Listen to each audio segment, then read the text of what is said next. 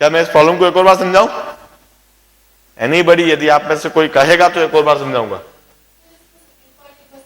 मैं एक और बार फिर वापस समझाता हूं, फिर वापस प्रॉब्लम को कैसे पढ़ेंगे, कैसे करेंगे, फिर एक और बार समझ। देखिए इस तरह के, यह आप देख रहे हैं किस तरह के सवाल है और किस तरह से सोचना है।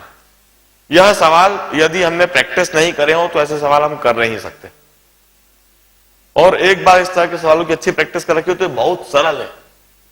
यदि ऐसे सवाल एग्जाम में आ जाए तो इट्स अ बून, मतलब वो एक काफी अच्छे मार्क्स होते जो 100% मिलते। दूसरा, आपको साफ साफ दिख रहा है कि प्रॉब्लम्स में हर जगह केमिकल रिएक्शन तो आनी है, क्योंकि बिना केमिकल रिएक्शन कैसे प्रॉब्लम बनेंगे नहीं। तो इनऑर्गेनिक सॉलिड होगी, इनऑर्गेनिक में रिएजेंट्स का जो एक्शन है वह अच्छी तरह समझ में आएगा। अब प्रॉब्लम क्या दे रखा है? 0.015 mole of K2Cr2O7 react with 2.18 gram mixture of XO and X2O3 to give XO4 negative 0.0187 moles of XO4 negative in acidic medium. Then what is atomic weight of X? अब सबसे पहले यह चीज पढ़ने समझने के बाद प्रॉब्लम की फिलॉसफी समझने की जरूरत होती है कि प्रॉब्लम में रिएक्शन किस तरह की है और आगे कैसे प्रोसीड करा जा सकता है। तो यह समझने की जरूरत है कि XO और X2O3 यह दोनों K2Cr2O7 से ऑक्सीडाइज होती है। XO K2Cr2O7 से, जो कि उन्होंने ऑलरेडी दे रखा है कि XO4 नेगेटिव में कन्वर्ट होगी, और हम देख सकते हैं कि XO में X+2 ऑक्सीडेशन स्टेट पर है और XO4 नेगेटिव में X+7 ऑक्सीडेशन स्टेट पर है। मतलब X जो है वह ऑक्सीडाइज हो रहा है। हमें नहीं भी बताते तो हमें पता था, क्योंकि हम जानते हैं K2Cr2O7 एसिडिक मीडियम में it's a strong oxidising agent. यह स्वयं हमेशा Cr3+ में रेडियस होता है और उसने XO को ऑक्सीडाइज करा। इसी तरह से X2O3, इसको K2Cr2O7 ने एसिडिक मीडियम में ऑक्सीडाइज करा XO4 नेगेटिव।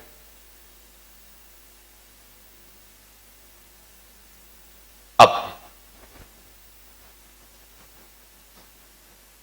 हम सबसे पहले कुछ वेरिएबल असाइन करते हैं। अब वेरिएबल बहुत सोच समझ कर असाइन करना चाहिए। मान लीजिए हम x ग्राम ऑफ XO कर दे, y ग्राम ऑफ Z कर दे, तो अंदर से हमने बहुत ही अटपटा वेरिएबल डिफाइन कर दिया। इक्वेशन बनाना बहुत डिफिकल्ट हो गया। यदि हम इसके x इक्वलेंट कर दे, इसके y इक्वलेंट कर दे, तब भी ये गंदा वेरिएबल है। सबसे अच्छा वेरिएबल जिससे सबसे सरल तरीके से सवाल को करा जाता है वो यह है कि हम इसके x मोल कह दें और इसके y मोल कह दें। तो मोल कंसेप्ट के द्वारा यह जो डेटा दिया हुआ है इसको हम इस्तेमाल कर सकते हैं, क्योंकि इसका एक मोल XO4 नेगेटिव के एक मोल देगा तो X मोल से X मोल मिलना है। इसके एक मोल XO4 नेगेटिव के 2 मोल देगा, इसलिए इसके Y मोल से 2Y मोल मिल जाना है। तो X मोल XO4 नेगेटिव पहली रिएक्शन से, 2Y मोल XO4 नेगेटिव दूसरी रिएक्शन से, total moles of XO4 negative is equal to this. अब उसके बाद इस डेटा को इस्तेमाल करने के लिए हमें XO और K2Cr2O7 को रिलेट करना है। इन्हें रिलेट करने के लिए मोल कंसेप्ट सोचते हैं तो मोल कंसेप्ट बहुत डिफिकल्ट है। हमें इक्विवेलेंट कंसेप्ट सोचना चाहिए। कैसे? हम कहेंगे total equivalent of XO and H2O3 must be equal to total equivalent of K2Cr2O7. Equivalent concept. Equivalent of oxidizing agent is equal to equivalent of reducing agent. अब X मोल है into change in oxidation state, that is the equivalent of XO. इसके Y मोल है into number of electron transfer, that is the equivalent of H2O3. Number of equivalent is always equal to number of moles into ABCNV factor. Number of moles into ABCNV factor. The number of equivalent of reducing agent. This must be equal to total equivalent of oxidizing agent. Equivalent of oxidizing agent के लिए क्या करें? Number of moles into ABCNV factor. इसका ABCNV factor 6 है। दो equation, दो unknown, solve them to get X and Y. And then there is a weight balance equation. Number of moles into molecular weight, number of moles into molecular weight is equal to total weight. Fifth problem करूंगा इसके बाद। Fifth problem, hydroxyl amine reduces ferric ion according to this equation. एक reaction उन्होंने दे रखी है, hydroxyl amine की reaction ferric ion के साथ में कंप्लीट और कंप्लीटली बैलेंस्ड रिएक्शन है। इस कंप्लीट और कंप्लीटली बैलेंस्ड रिएक्शन को देखते हुए हम सोच सकते हैं मोल कंसेप्ट लगाने की, क्योंकि यदि रिएक्शन कंप्लीट दी हुई हो और कंप्लीटली बैलेंस्ड दी हुई हो तो मोल कंसेप्ट लगाना बड़ा आसान होता है। पहले स्टेटमेंट को देखकर मैंने दिमाग में बैठा लिया कि इस रिएक्शन में कुछ भी रिलेट करने के लिए मैं मोल कंसेप्ट का इस्तेमाल करूंगा। अब दूसरा डेटा दे रखा है, ferrous iron thus produced is estimated by titrating with standard manganate permanganate solution। और खास बात, इधर भी उनने कंप्लीटली बैलेंस्ड रिएक्शन दे दी। क्योंकि रिएक्शन कंप्लीटली बैलेंस्ड दी हुई है, इसलिए आई डिसाइडेड इस प्रॉब्लम को तो मैं पूरी तरह से मोल कंसेप्ट में ही करूंगा। जहां रिएक्शन कंप्लीट और बैलेंस्ड रिएक्शन दी हुई हो तो मोल कंसेप्ट सबसे आसान होता है। फिर हम अननेसेसरी इक्विवेलेंट कंसेप्ट में जाने की कोशिश नहीं करेंगे।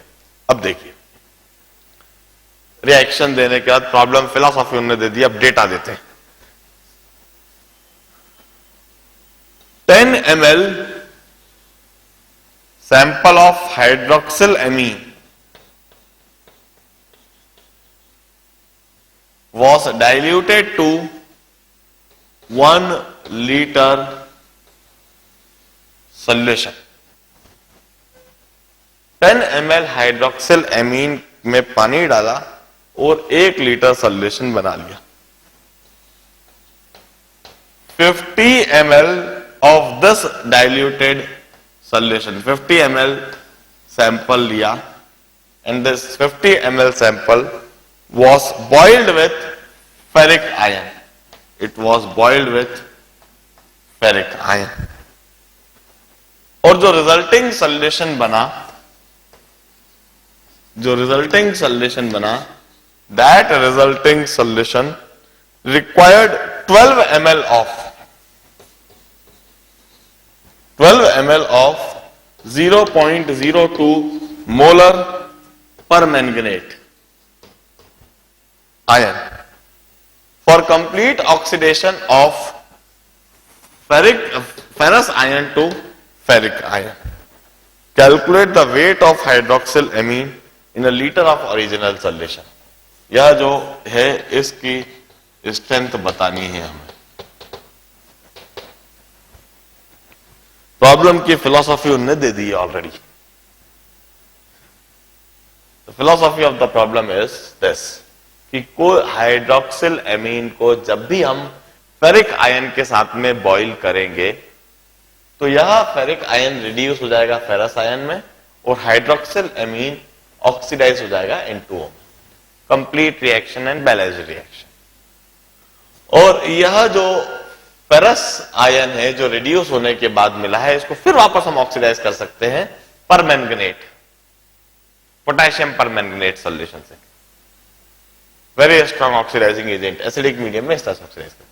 अब उन्होंने कहा 10 ml हाइड्रोक्सिल एमीन का कोई सॉल्यूशन लिया गया, उसको डाइल्यूट करके 1 लीटर सॉल्यूशन बना दिया। डाइल्यूट करके 1 लीटर सॉल्यूशन, उसमें पानी डाला, उसको 1 लीटर सॉल्यूशन बना दिया और उसका 50 ml एक सैंपल लिया, उसको हीट करा गया फेरिक आयन के साथ। तो जो सॉल्यूशन बना, जब फेरिक आयन के साथ हीट करेंगे तो फेरस आयन बन जाएगा। सॉल्यूशन के अंदर निश्चित है फेरस आयन बनेगा। इस फेरस आयन को फिर KMnO4 से टाइट्रेट करा। इस टाइट्रेशन के बारे में मैं ऑलरेडी बता चुका हूं, इट्स सेल्फ इंडिकेटर, इसलिए इस तरह का टाइट्रेशन इस्तेमाल करते हैं। अब देखिए, मैं पूछता हूं मोल्स ऑफ MnO4 नेगेटिव, कितने मोल्स MnO4 नेगेटिव के इस्तेमाल इधर हो रहे हैं? Molarity into volume in litres, molarity into volume in litres.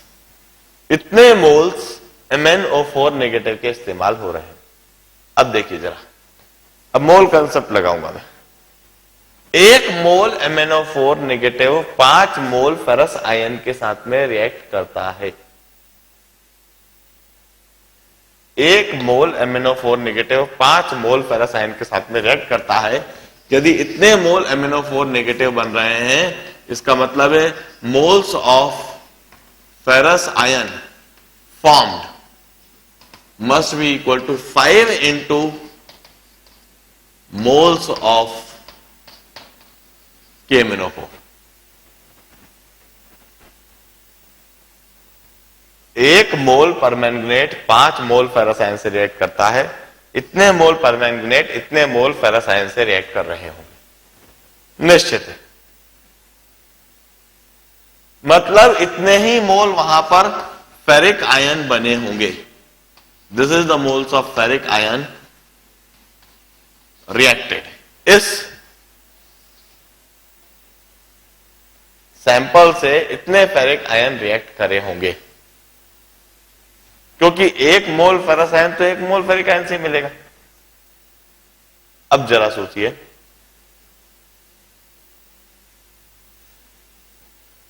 फिर वापस इन दोनों रिएक्शन के कोएफिशिएंट को देखकर कंफ्यूज नहीं होने की जरूरत है। ये कोएफिशिएंट चाहे जो हो सकता है, हमको इससे कोई मतलब नहीं। मोल कंसेप्ट एक रिएक्शन के लिए लगता है। हमने मोल्स ऑफ MnO4 नेगेटिव ले लिया। मोल्स ऑफ MnO4 नेगेटिव से हमने मोल्स ऑफ फेरस आयन निकाल दिया।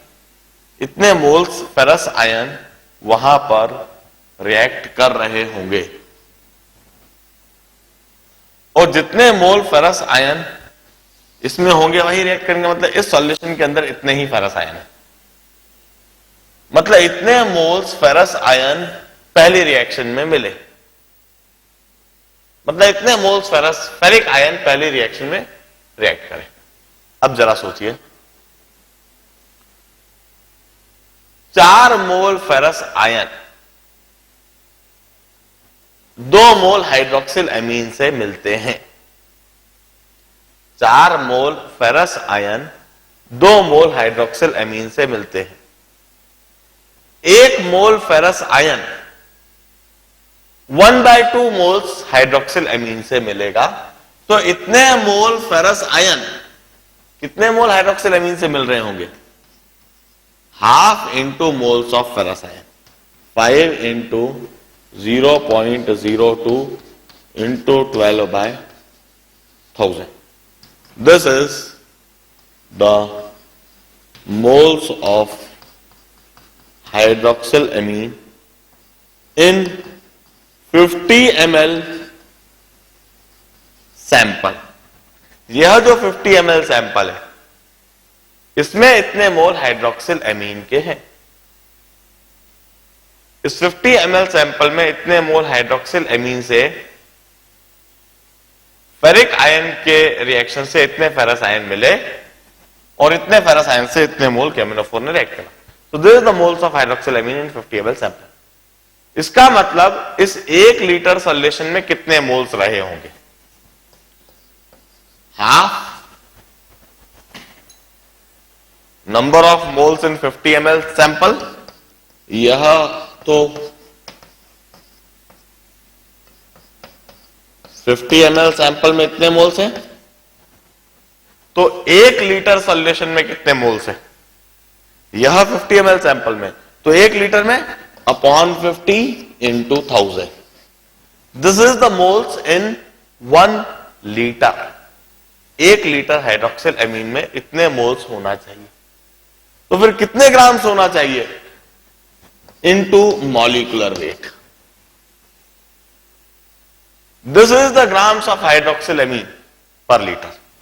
This is the strength of NH2OH in grams per litre.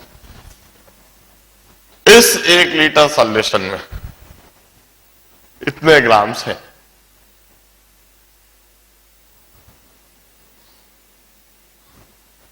Solve it in order to get the answer, and then I start reading 6th problem. पूरे problem को मैंने मोल concept में करा है, और मोल concept में इसलिए करा है क्योंकि बैलेंस रिएक्शन दे रखी है। इसमें मैंने इक्विवेलेंट कंसेप्ट लगाने की कोशिश ही नहीं करी।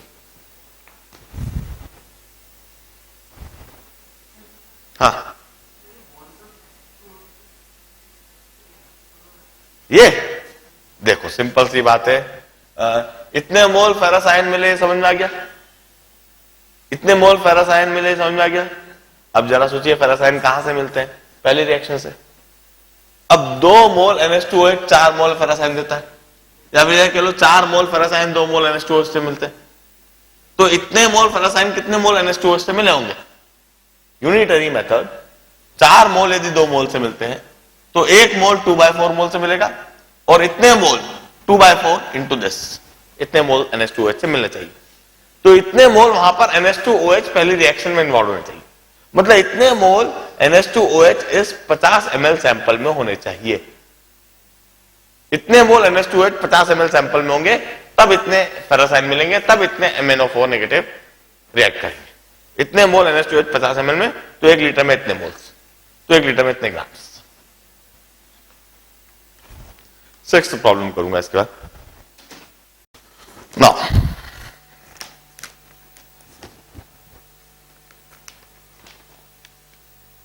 6th प्रॉब्लम देखिए, पढ़ना कैसे है और करना कैसे है। अ सैंपल ऑफ पायरोलोसाइट, मुझे नहीं पता पायरोलोसाइट क्या है, कोई बात नहीं, वे 0.5 grams, to this 0.6674 grams of AS2O3 and dilute acid were added. Dilute acid are added. और कुछ रिएक्शन हो गई। After reaction has ceased, excess, कुछ एक्सेस ट्राइवेलेंट आर्सेनिक बचा रहा। It's titrated with 45 ml of 0.1 normal KMnO4. Calculate percentage MnO2 in pyrolusite. इतना पढ़ते से ही मुझको समझ में आ गया कि पायरोलोसाइट में MnO2 होता है। मुझको पहले से कुछ बातें जानने की जरूरत नहीं होती है। इस चैप्टर का खास एडवांटेज यही है कि इस चैप्टर में पहले से कोई ज्यादा नॉलेज जानने की जरूरत नहीं है। चैप्टर में ही अपने आप जो रिक्वायर्ड इंफॉर्मेशन है प्रॉब्लम में ही दी हुई रहती है, और वो दे दी पायरोलोसाइट में MnO2 होता है, उसी का परसेंटेज निकालना है। 0.5 ग्राम पायरोलोसाइट, 0.5 ग्राम पायरोलोसाइट, और उसमें परसेंटेज MnO2 हमें निकालना है। 0.6674 ग्राम AS2O3 के साथ में मिला दिया गया और एसिड के साथ में मिला दिया गया। डेफिनेटली यहां AS2O3 काफी ज्यादा मात्रा में है, इसलिए एक्सेस में ट्राइवेलेंट आर्सेनिक बचा रह गया। जो एक्सेस में ट्राइवेलेंट आर्सेनिक बचा रहा उसमें MnO2 would oxidise this AS2O3। अब जरा सोचिए कि ये कहां तक ऑक्सीडाइज करेगा, कैसे ऑक्सीडाइज करेगा। थोड़ा IQ लगाना होता है हमें। Arsenic belong to 5th group, nitrogen, phosphorus, arsenic, antimony, bismuth. इस समय आर्सेनिक +3 ऑक्सीडेशन स्टेट पर है, जो कि हमें दिख रहा है, हम कैलकुलेट करके देख सकते हैं। यह आर्सेनिक ऑक्सीडाइज होना है। ऑक्सीडाइज यदि यह होगा तो +3 से ऊपर जाएगा, निश्चित है। +3 से ऊपर कहां तक जा सकता है? यदि यह 5th ग्रुप में इसके आउटर मोस्ट में 5 इलेक्ट्रॉन है तो इसका ऑक्सीडेशन स्टेट +5 से ज्यादा हो ही नहीं सकता। यह आर्सेनिक मैक्सिमम +5 तक जा सकता है, +6 या +7 पर कभी नहीं जा सकता। और डेफिनेटली इस रिएक्शन में आर्सेनिक का यह चेंज हो रहा होगा। और MnO2 एसिडिक मीडियम में हमेशा Mn+2 आयन देता है। अब इस रिएक्शन को देख लिया जाए। पहले स्टेप में निश्चित यह रिएक्शन हो रही है कि पायरोलोसाइट में जितना भी MnO2 है वह आर्सेनिक ट्राइऑक्साइड से रिएक्ट करके आर्सेनिक एट +5 ऑक्सीडेशन स्टेट दे रहा है और वहां पर जो MnO2 है उसका Mn रिड्यूस होकर Mn+4 पर जा रहा है। अब खास बात यहां पर आर्सेनिक कुछ एक्सेस में है। आर्सेनिक एट +3 कुछ एक्सेस में है, इसलिए आर्सेनिक एट +3 कुछ बचा रह गया। जो आर्सेनिक +3 पर जो बचा रह गया है उसको फर्दर KMnO4 से ऑक्सीडाइज कराया जा रहा है। वह KMnO4 से एसिडिक मीडियम में रिएक्ट कर रहा है और आर्सेनिक एट +5 बनके KMnO4 का Mn+2 पर जा रहा है। This are the relevant reaction। जैसा मैंने बताया है कि ऑलमोस्ट हर प्रॉब्लम में ऑलमोस्ट 2 रिएक्शन दिखेंगे और यह रिएक्शन देखें, MnO2 का एक्शन देखें, आर्सेनिक एट +3 का बिहेवियर देखें, KMnO4 का बिहेवियर देखें, कंपाउंड्स देखें जो बनते हैं। अब मैं इन्हें कंप्लीट करने की कोशिश नहीं करूंगा, मैं इन्हें बैलेंस करने की कोशिश नहीं करूंगा, मैं पूरी तरह से इक्विवेलेंट कंसेप्ट में चलूंगा। मैं कहूंगा equivalent of KMnO4 is equal to normality into volume in liters। मैंने बताया है normality into volume in liters is number of equivalent। This is the equivalent of KMnO4 और यह चीज मैं बता चुका हूं थियोरी समझाते समय। Normality into volume in litres is number of equivalent. इतने इक्विवेलेंट KMnO4 के, क्योंकि इतनी नॉर्मेलिटी के इतने ml KMnO4 इस्तेमाल करे जा रहे हैं। Normality into volume in litres का equivalent of KMnO4। Hence this is equivalent of excess trivalent arsenic. क्योंकि KMnO4 एक्सेस ट्राइवेलेंट आर्सेनिक से रिएक्ट कर रहा है, क्योंकि KMnO4 एक्सेस ट्राइवेलेंट आर्सेनिक से रिएक्ट कर रहा है, इसलिए इतने इक्विवेलेंट ही वहां पर एक्सेस ट्राइवेलेंट आर्सेनिक होने चाहिए। इक्विवेलेंट कंसेप्ट से कह रहा हूं। अब देखिए AS2O3 के इनिशियली क्या वेट लिया गया? 0.6674। इतना वेट इनिशियली AS2O3 का इनिशियली लिया गया था। कितने मोल्स AS2O3 के लिए गए? इसका मॉलिक्यूलर वेट निकालिए, डिवाइडेड बाय मॉलिक्यूलर वेट कर दीजिए। इनिशियली इतने मोल्स AS2O3 लिए गए। AS2O3 का मॉलिक्यूलर वेट डिटरमाइन कर लीजिए, मॉलिक्यूलर वेट से डिवाइड कर दीजिए। इतने मोल्स इनिशियली AS2O3 के लिए गए। अब AS2O3 के इनिशियली इक्विवेलेंट कितने लिए? कितने इनिशियली हमने इक्विवेलेंट AS2O3 के लिए यहां निकाल सकते हैं। क्योंकि दोनों ही रिएक्शन में AS2O3 का डॉक्स चेंज सेम है, इसलिए हम कहेंगे AS2O3 आर्सेनिक +3 पर है और यह आर्सेनिक +5 पर जा रहा है। एक आर्सेनिक का change in oxidation state it's 2। The change in oxidation state of arsenic is 2। Each arsenic is transferring 2 electron. AS2O3 would transfer 4 electron. The number of electron transferred by AS2O3 would be 4. Hence, this much moles of AS2O3 would be equal to this much equivalent of AS2O3. This is the initial equivalent of AS2O3. इतने हमने AS2O3 के initially equivalent लिए। इधर AS2O3 का molecular weight calculate करके रखिएगा। Initially इतने equivalent लिए थे। अब देखिए इनिशियली इतने इक्विवेलेंट लिए 4 इंटू 0.6674 अपॉन मॉलिक्यूलर वेट, और इतने इनिशियली AS2O3 के इक्विवेलेंट लिए, उसमें से कुछ ने MnO2 से रिएक्शन करा कुछ ऑक्सीडाइज हो गया, कुछ बचा रहा, जो बचा रहा वह KMnO4 से रिएक्ट करा। और कितना बचा रहा? इतने इक्विवेलेंट AS2O3 बचा रहा, इतने इनिशियली थे, इतने बचे रहे। मतलब MnO2 के साथ कितने इक्विवेलेंट आर्सेनिक के रिएक्ट करें? 0.1 into 45/1000 initial equivalent of AS2O3 minus the remaining unreacted equivalent of AS2O3.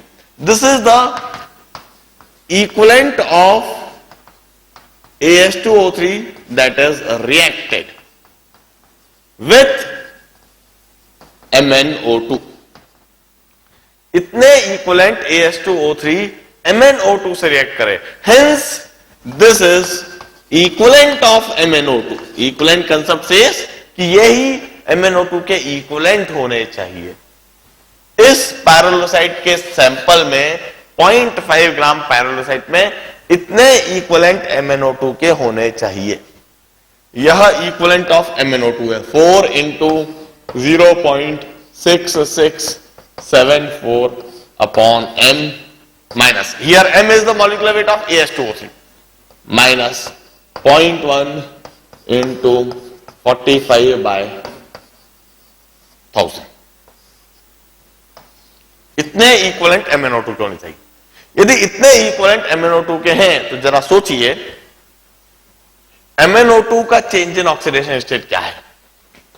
+4 से +2। MnO2 का चेंज इन ऑक्सीडेशन स्टेट क्या है? +4 से +2। Change in oxidation state of MnO2 is 2. If this is the equivalent of MnO2, then into 1/2. This is the moles of MnO2. इतने moles वहां पर MnO2 के हैं। Number of equivalent divided by AbCN इतने moles वहां पर MnO2 के। यदि इतने मोल्स MnO2 के हैं, इसका मतलब into its molecular weight, I think that is 87। This is the grams of MnO2। हमने यहां ग्राम्स ऑफ MnO2 निकाल दिया। If this is the grams of MnO2, the weight of the sample is 0.5 upon total weight into 100. This is percentage MnO2. Solve it in order to get the answer. Start it.